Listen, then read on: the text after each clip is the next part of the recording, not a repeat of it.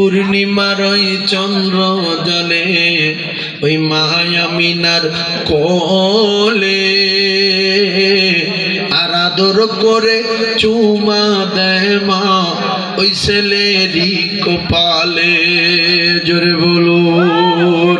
পূর্ণিমার ওই চন্দ্র জলে ওই মা আমিনার কোলে আর আদর করে চুমা দেয় মা ওই ছেলেরই কপালে। সে যে 6 বছরের শিশু সন্তান নবী